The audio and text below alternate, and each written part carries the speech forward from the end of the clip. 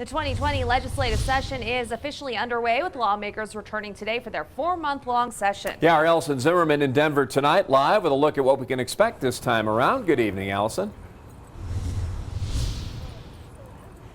Good evening, Rob and Elizabeth. And there is a lot on the agenda this year as Democrats maintain their trifecta of control in the House, Senate, and governor's office. And it's also going to be a bit like deja vu, as several pieces of legislation that didn't quite make the cut last year are returning.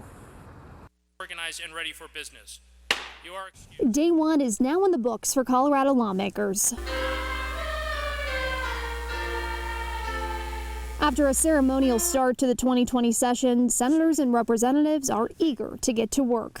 Good morning and welcome back to the Senate.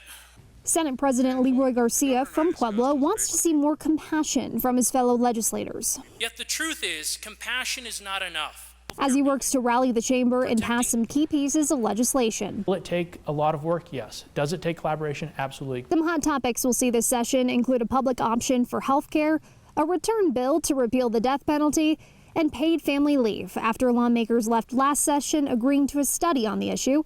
El Paso County Senator Dennis Heisey says there are a lot of unknowns on how it would work. I'm curious to see what compromises our sponsors may come up with. Right now, I'm not even sure how it interacts with the federal FEMLA Act.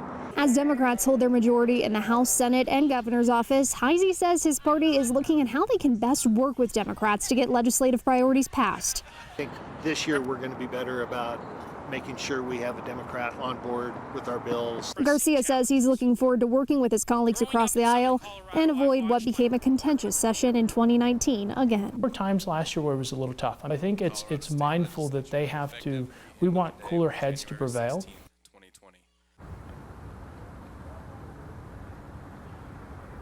And Garcia admits the budget is going to be a little bit tighter this year, so we're going to be looking out for a lot of conversations when it comes to priorities with these new programs and, of course, transportation and education. And with Prop CC's failure in November, lawmakers have to look at where do they come up with all the money for this. Always watching out for you, Southern Colorado. Allison Zimmerman, News 5.